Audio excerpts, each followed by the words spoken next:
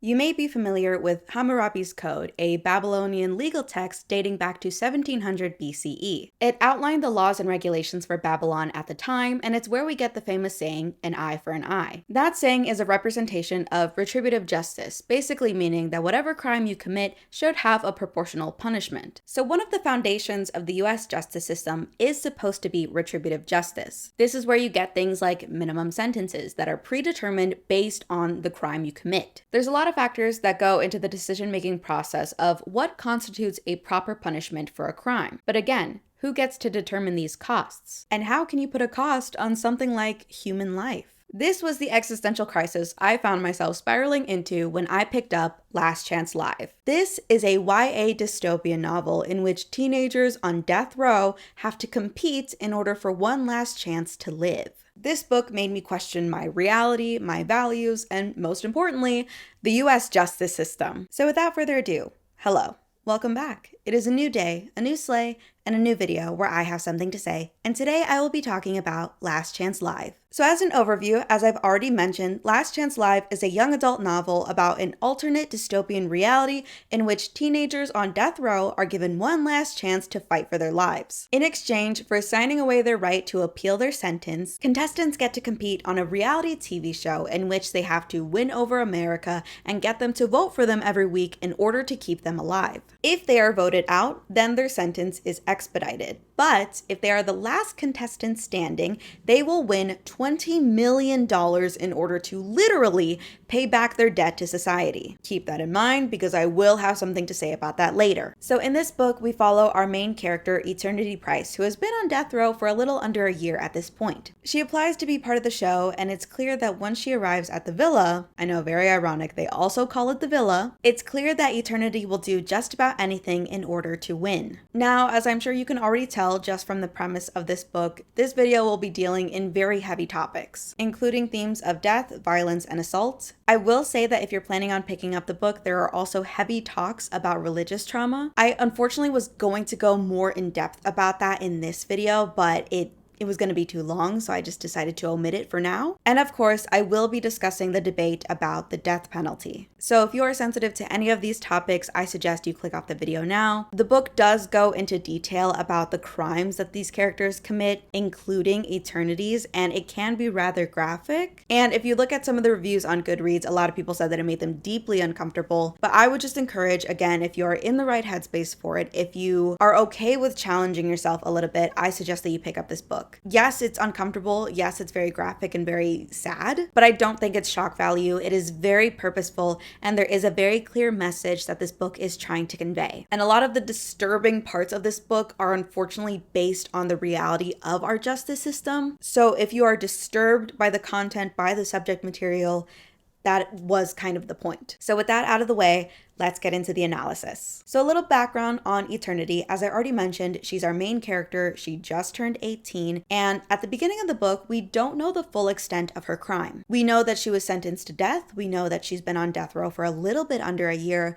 but we don't really understand why. At least not until the end of the book. And trust me, I will be addressing it. Even though Eternity was sentenced almost a year ago, she's not anywhere near her execution date. And that's mostly because her attorney is trying to work through the legal system to appeal her sentence. Now, there's no question that Eternity will serve time for her crime, but his main goal is to try to get the death penalty taken off the table. But the problem for Eternity is that her little brother Sincere is waiting for her on the outside. When her attorney tells her that there's no way that she is going to be released from prison, Eternity is left with one option, and that is to apply for Last Chance Live. Because Eternity's main goal, the one thing that drives her throughout this entire book, is the prospects of her freedom. She wants to be released from prison so that she can be reunited with her brother and take him to Disneyland. But that's not a possibility for Eternity, at least not with the current appeals process that she's going through. So she tells her attorney that she doesn't want to continue and instead has him help her apply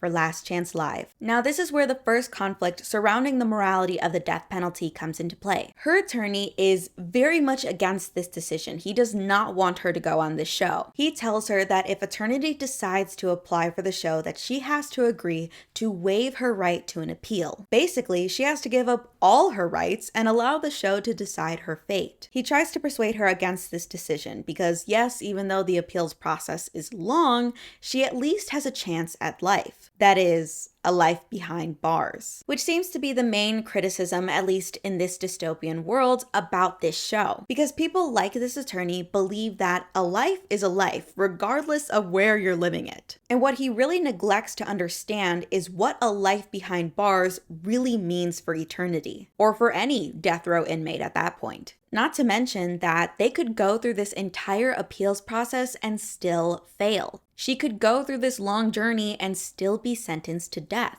So it would really just prolong the sentence, causing more agony and despair for the person waiting to be executed. This is a very clear critique on our own justice system, where in the 27 states that still have the death penalty, those that face that sentence are more likely to spend decades on death row. They could receive that sentence at 20 years old and not actually be executed until they're well into their 40s and 50s. Again, that's its own form of agony, forcing someone to wait for the day that they're going to die, not knowing when it's coming, but just prolonging the wait. And life on death row is its own kind of punishment. In the book, Eternity tells us that she never gets the opportunity to go outside and feel the sun on her skin. She spends 23 hours out of the day in her cell. When she gets to the villa and meets the other contestants, they're all in agreement that they were forced into isolation and have not had any kind of human contact in the time that they have been sentenced. They talk about how debilitating the isolation is, how they never talked, let alone touched another human being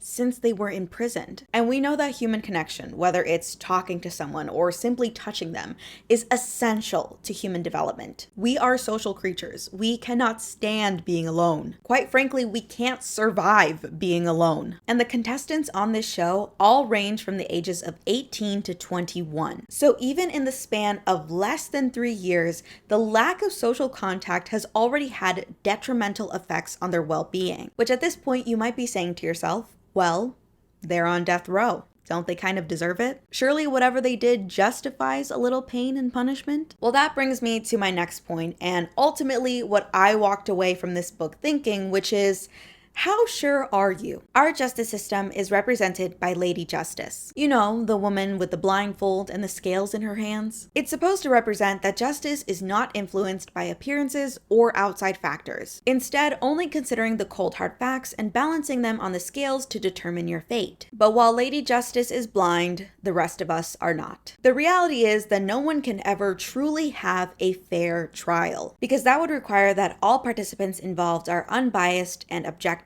The judge, the attorneys, especially the people on the jury, are all real people with their own lives and their own opinions. We all have preconceived notions that influence our judgment. Now, of course, there are measures taken to prevent this kind of bias, particularly with the selection of the jury, but it's not a perfect science. And I will go into more detail later on in this video about how the selection of this jury can actually be to the detriment of the defendant on trial. But regardless, we recognize that as people, we all have our own judgments, opinions, and biases, which in day-to-day life is not a big deal. But when you're in a courtroom deciding on capital punishment, these preconceived notions can be deadly. The prime example of this critique is with the character of Darnell. When Eternity gets to the villa, we are introduced to another contestant by the name of Darnell. She describes him to us as someone that is, quote, big and black. Despite his quote-unquote aggressive appearance, Darnell is a bit of a softie. When he was introduced, the way that he tried to appeal to viewers was by telling corny dad jokes, and overall the way he conducts himself in the villa, he's just a very soft-spoken person. Now, Darnell is on death row because he was convicted of shooting a cop.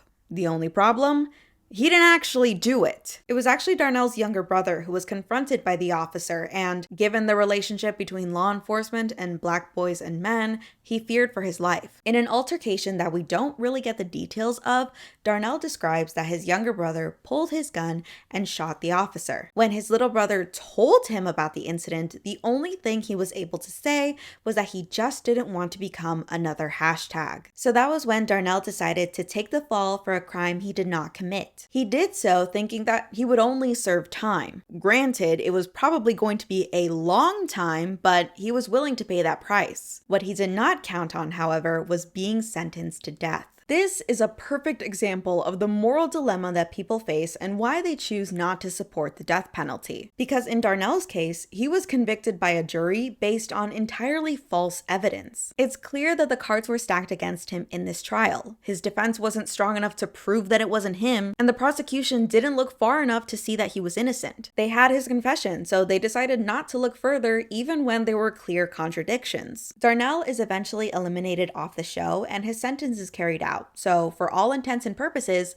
they put an innocent kid to death. Now, part of the problem is that Darnell refused to rat out his brother, which the unfortunate irony is that because his brother was younger, he would not have faced capital punishment. It was only because Darnell was over the age of 18 that he had that on the table at all. Part of the reason Darnell didn't want to admit the truth was because he believed it was his inner jihad. Again, I can't go into all the details because this video is already going to be very lengthy, but Darnell essentially believes that in order to live a righteous life, he has to atone for his sins by giving his brother the chance at life and taking the fall for this crime. This is what he believed he needed to do in order to be absolved of his sins, in order to gain forgiveness. The theme of sins and wanting to get forgiveness is a very common theme in this book, and I really hate that I don't have the time to go into the religious aspect of it all, but just keep that forgiveness aspect in mind because it does come full circle at the end of this video. So all in all, because Darnell refused to admit the truth,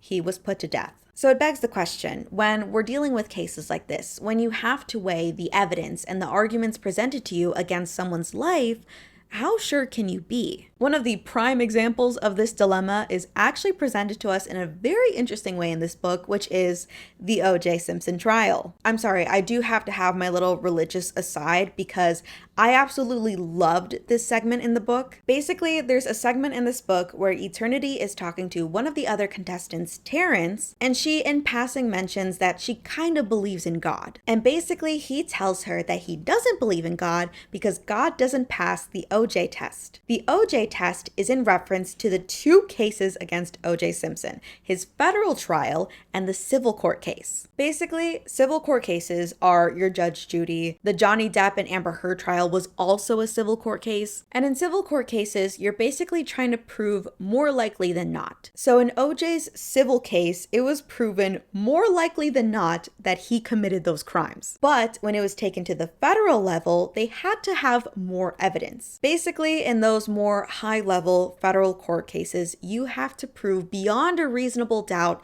that someone committed the crime you're accusing them of. That's why you have to get that extensive proof. And when it came time to his federal trial, they just couldn't prove it. Now, I wasn't alive when the O.J. Simpson trial happened, but I can definitely say that the court of public opinion feels very differently. But basically, in the book, Terrence says that he doesn't believe God exists because when you have to prove beyond a reasonable doubt that he exists, there's just not enough proof. Basically, he said that if you were to put God on trial, maybe in a civil court case, you could say it's more likely than not that God exists. But if you put him on federal trial and asked him to prove beyond a reasonable doubt that he exists, he would fail. I really liked that analysis and that comparison and the way that this author meshed these two themes together, because I think it does really exemplify some of the reservations that people have about religion. And it was just a really interesting train of thought to go down. I was very intrigued by the entire conversation. Again, the religious aspects of this book are actually so interesting, and I honestly would make a whole other video just dedicated to that. I wish I had time to go into it, but just know that it exists.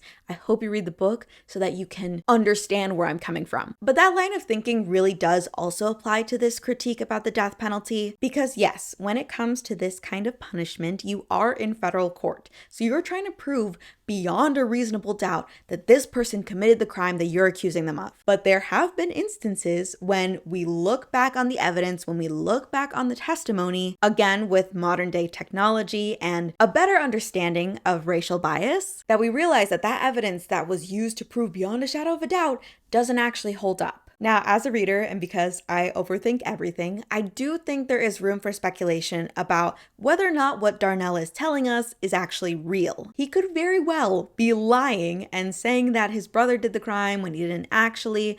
There's room to speculate. Now, we are inclined to believe Darnell because there's really no incentive for him to lie, because at this point, he's telling the other contestants. He's not making his case on stage and for viewers. He's telling the other contestants in confidence, and overall his character is portrayed to us as being at least a little trustworthy. Like, he's just a very nice kid. You wouldn't expect him to lie. But again, this book does like to play mind games. You can't really be sure of anything, because ultimately what the book is trying to say is that you as the reader, as a person in general, can be manipulated. The book sets you up to think in black and white, and then it presses you on your judgments until you're forced to see that muddled gray area. You might come into a book like this already having an opinion on the death penalty, and through complex character portrayals and direct parallels to our real-world justice system, it forces you to think deeper. Now, while this book might be dystopian fiction, the details about death row and how these sentences are carried out are horrifyingly real. Which brings me to my next point, and what I think is a critique that the book is trying to make against the death penalty, which is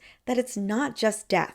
When someone is sentenced, it's not like they're going to be executed the next day. I mentioned this earlier, and while yes, some inmates don't wait long, the reality is that most inmates are on death row for over a decade. That's 10 years on average spent in a high security facility, almost entirely isolated and with minimal human contact, which some might say that that's just part of the price to be paid, except that it's not. The pesky thing about retribution is that it kind of has to be fair, meaning that the price you pay was deemed equal to the crime that you committed. The US justice system is supposed to focus on rehabilitation and retribution, not punishment per se. While there is some overlap, the idea is that you pay for your crime, not that and a little extra. Suffering isn't supposed to be tacked onto your sentence just because. But the problem with death row is that it prolongs the sentence. It keeps these people, again, despite having already been sentenced,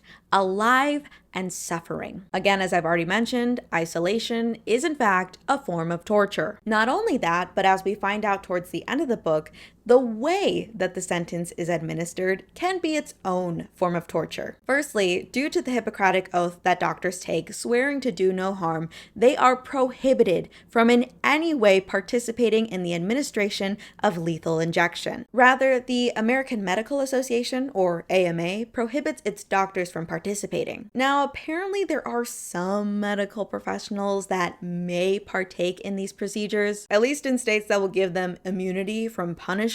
Kind of ironic, isn't it? But more often than not, these prisons will use untrained staff, like guards, to place an IV and inject medication, which I don't think you need me to tell you, but if it's not done correctly, it can cause unnecessary pain and discomfort. On top of that, in Texas, the state where Eternity was convicted, it's been uncovered that the drug that they use in their lethal injections is more often than not expired. They will use these medications beyond their expiration date. And this is because the drug that they use for lethal injections is extremely hard to procure and very expensive, because pharmaceutical companies, surprise, surprise, are really on the fence about creating a drug that's only purpose is to take human life. So instead, Texas administers expired drugs as to not waste taxpayer dollars. And by doing so, they cause a long and painful death,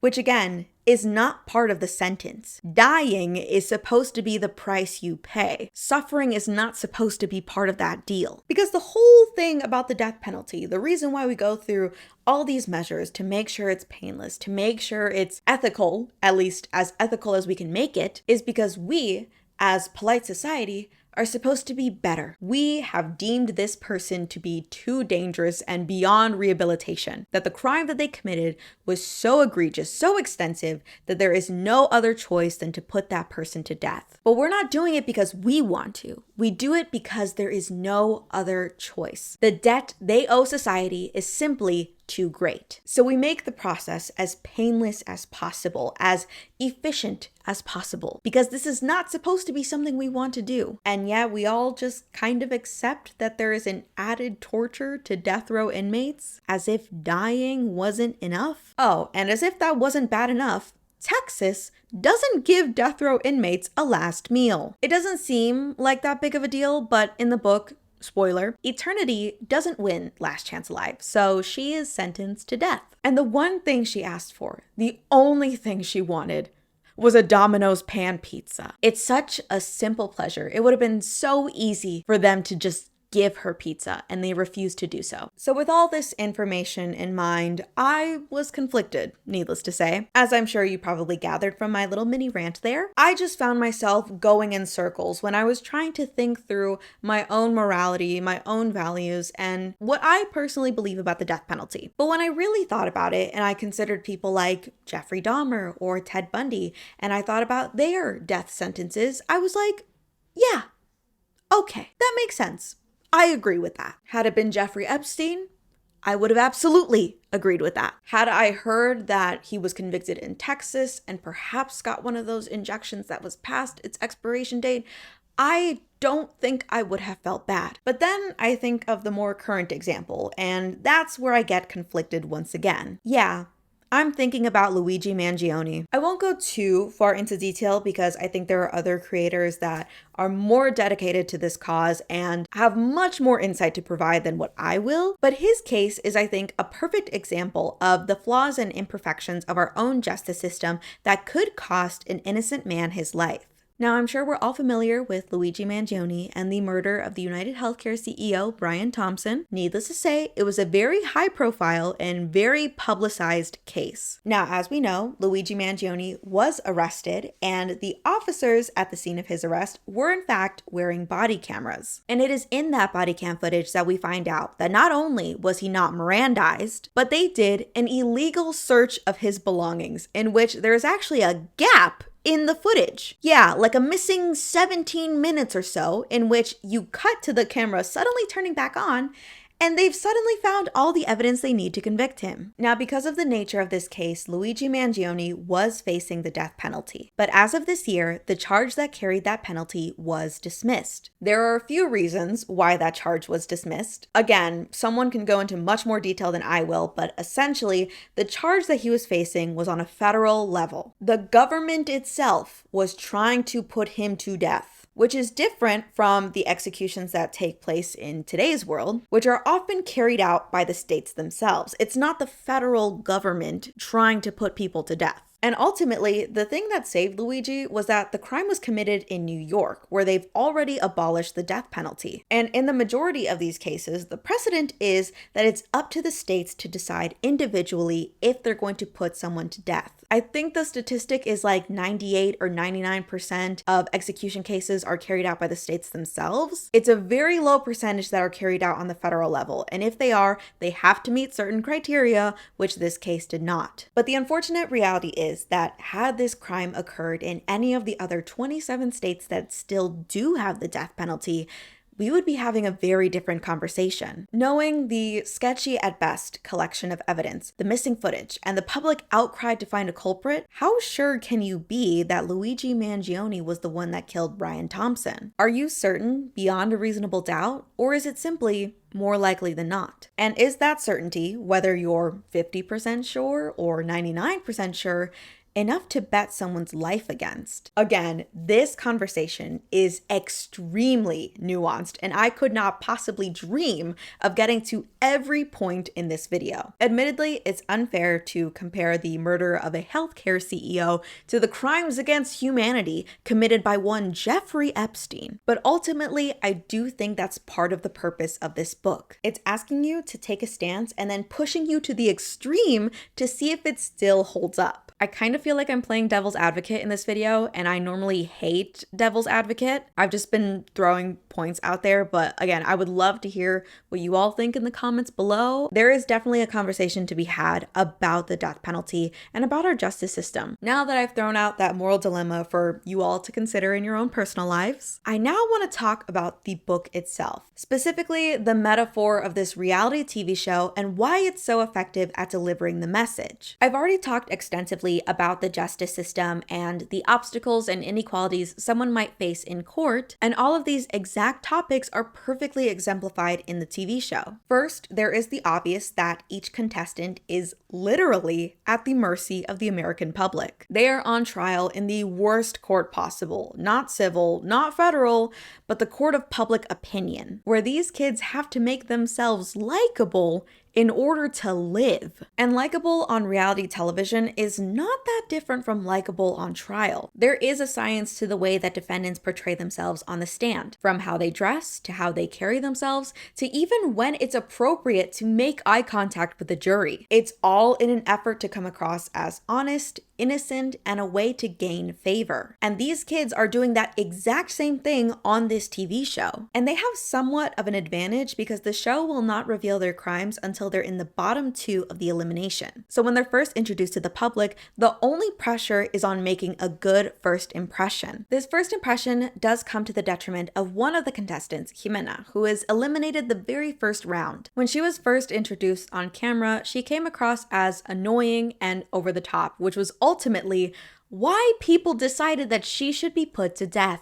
Yeah, that's a very blunt way to describe it, but that's exactly what happened to her. The American public in this alternate dystopian reality made a deadly decision based on a split-second interaction with someone that they don't know. A few bad edits cost Jimena her life. And maybe at this point you're asking yourself, who would watch a show like this? What kind of sick person would vote on whether or not someone lives or dies? Surely more people would be opposed to the show. Surely no one would want to play judge, jury, and executioner, right? Yeah, it's all commentary and it's all very poignant. So this book is already very compelling to read just from the premise and just from the introduction, but I knew I was going to be locked into this book when I read this specific passage that I will read to you now. This is when the creator of the show, Last Chance Live, explains his reasoning. He talks about why he decided to create this show and why it's been so successful. So he is in an interview talking about the show, and the reporter starts by saying, "Let's address the elephant in the room. Some critics of your show claim that you kill children for entertainment." And she asks him what he has to say in response to these critics. The creator, Evan, says, "You know what that phrase means, the elephant in the room? It means there's a truth we all know but agree not to talk about. I'll tell you what the elephant is. In this country, we kill kids. Kids as young as 18. We call them adults for the purpose of capital punishment, not for alcohol or cigarettes, gambling or handguns, just for death because they're 18 or older. And by the time we actually execute them, they're between 35 and 50 or so. But we took them when they were babies, Katie. Babies. Let's be clear about one thing. Let's get this straight right now. You're killing children. I'm a mirror. I'm showing you who you are. You give them decades of appeals and make them rot away in cells, then execute them when they're 40 instead of 19 so you can feel better about it. Not think about it, make it more palatable. You do it that way for you, not for them. But you're killing children. I'm the mirror. You're the executioner. Let me ask you, would you rather live another 14 days in the world or 14 years in a cell? The bottom line is either they stay there and die or they get a chance to live. I have yet to hear anyone explain to me why this is worse. And the fact of the matter is, this was the deal the participating states would do. I don't have a cast if they don't hand the kids over. They don't hand them over if there isn't a benefit. Which takes me back to my original point. I'm the mirror. I'm showing you the elephant. You can hate the messenger, but you wrote the message. Now, this chapter alone sent me into a spiral because this man, Evan, the creator of Last Chance Live, is the villain of our story. So why do I agree with him? Everything he's saying has truth to it. But I think the truest thing that he says in this entire interview is that he is the mirror. Because while he spins a tale of dignity and saving these children, he is still a mirror, as he said by his own admission. A mirror image is not better. It's not worse, it is exactly the same. And the show he created is in no way better than the conditions that these children were living in on death row. The reality is that when the cameras aren't rolling, Eternity and the rest of the contestants are locked in their rooms. Evan talks about giving these kids the opportunities that they were denied in prison. But the reality is that Eternity and her fellow contestants are often locked in their rooms for days at a time. They are almost entirely isolated because if their roommate got eliminated, then they have no human contact. They're only allowed to roam the villa on filming days, otherwise they're locked in isolation. There is exactly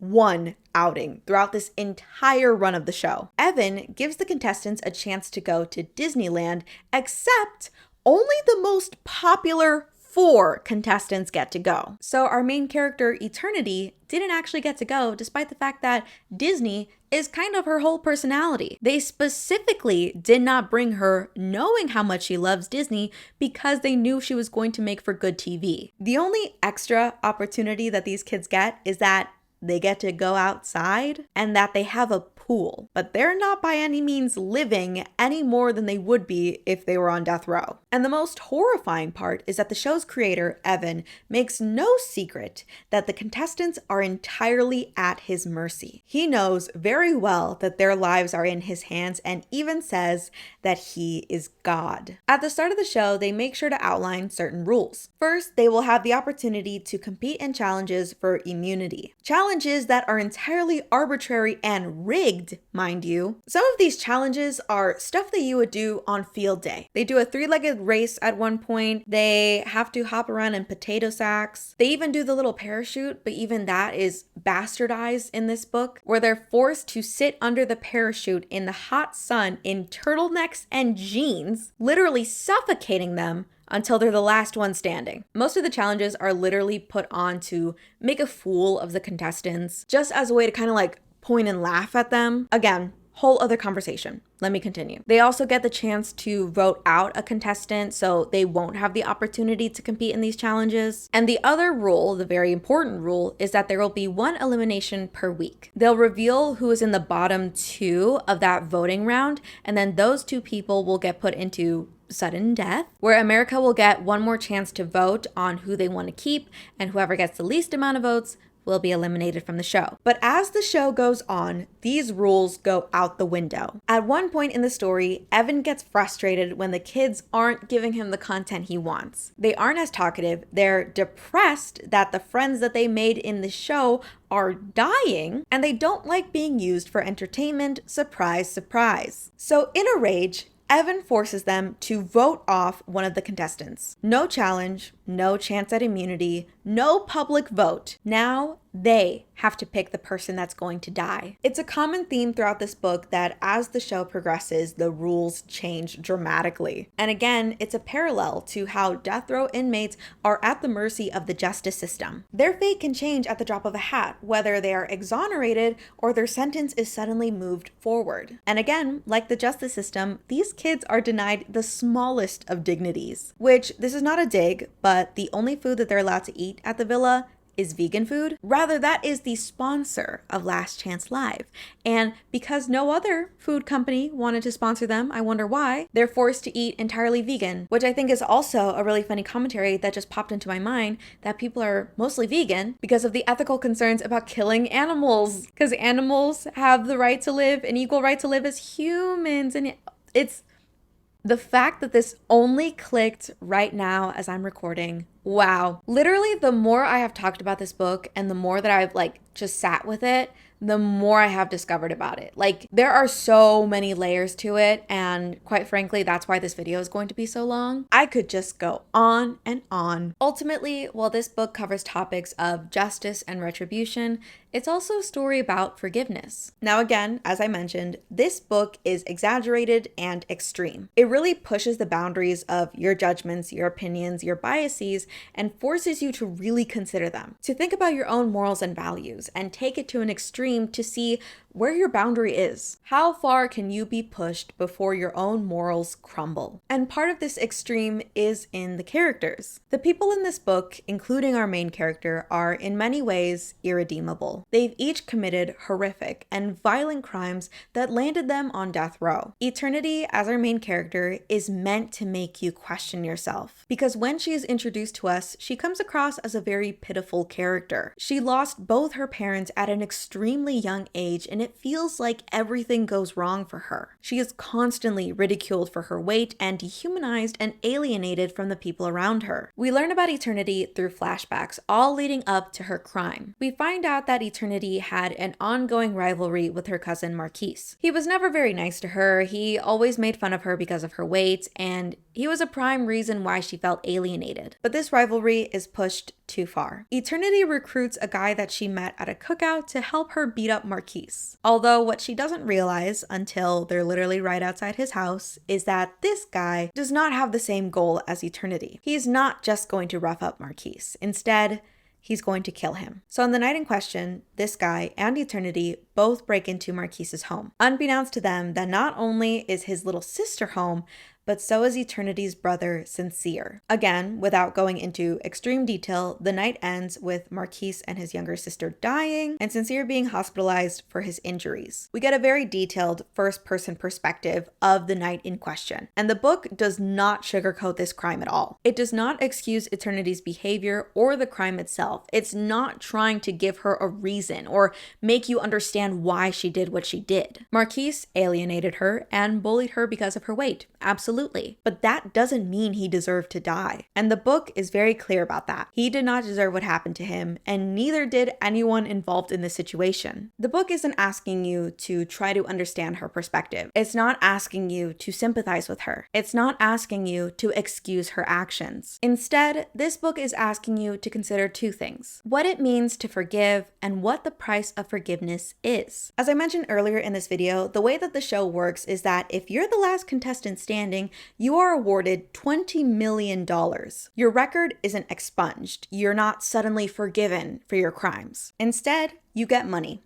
Why? Because that is what's deemed as the literal price to pay for your crimes. The money is split between the victims' families, the attorneys, and the government, because they spent taxpayer dollars to keep you alive on death row, to pay for the facility, to pay for your meals, your clothes, anything like that. With this money, you are literally paying back your debt to society. And the author of this book argues that forgiveness works in much the same way. In order to forgive someone, you must swallow the cost of their debt. In this case, with someone like Eternity, it's an extreme. I don't think that this book is asking us to forgive her as a character because, quite frankly, the debt that she owes is not to us. Instead, I think what we're trying to say is that because of Eternity's crimes, because of the forgiveness and grace that she could not extend to her own cousin, she made a choice. She committed a crime. And now she owes a debt that can't be repaid because, well, the one person that she owed that debt to, the one person that could have absolved her, is gone. I think this book is asking us to simply consider what Eternity's life might have looked like if her debt had been cleared when it wasn't so big. What would have happened to her if she was given forgiveness, if she hadn't been rejected? Now, this is in no way me saying that if people were just nicer to Eternity, then maybe she wouldn't have committed this crime. There are plenty of people that experience rejection and bullying that don't then go on to commit murder. So the blame isn't necessarily on the people around Eternity, but also partly because of her unwillingness to forgive others. She is a deeply flawed character, and part of that reason is because she believed that she was owed something. She believed that she was owed love and companionship simply because these people were her family. She held grudges against her cousins, against even her little brother, and she decided that the debt Marquise owed her needed to be paid. She wanted Marquise to feel the pain that he caused her. But had she forgiven him? Had she let that debt be cleared?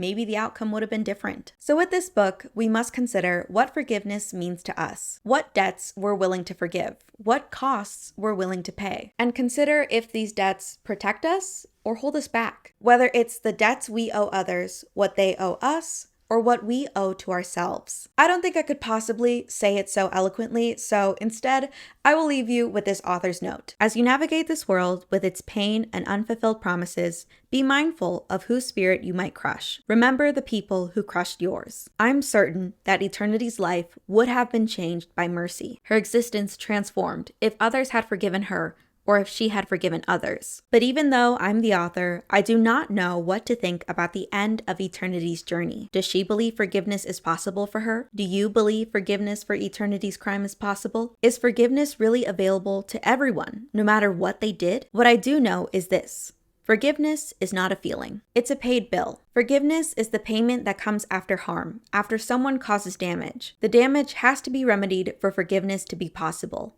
That means someone must pay the cost to fix the damage. Sorry isn't enough to fix what's broken. A wrongdoer saying, "I'm sorry," doesn't erase emotional harm any more than it could repair a crashed car. We need forgiveness to fix what's broken. Forgiveness, mercy, is telling the person who wronged you, "I will swallow the pain you caused, and I won't hold it against you. I will pay the price of what you did. Your bill is covered." Sincere couldn't forgive Eternity without paying her bill. Eternity couldn't forgive herself without paying her own bill, accepting the full consequences of what she had done. And we can't forgive Eternity without paying her bill, absorbing the pain of her actions so she can live. You can't forgive anyone if you don't pay their bill. I think forgiveness is possible if someone is willing to pay the cost. How big of a bill are you willing to pay?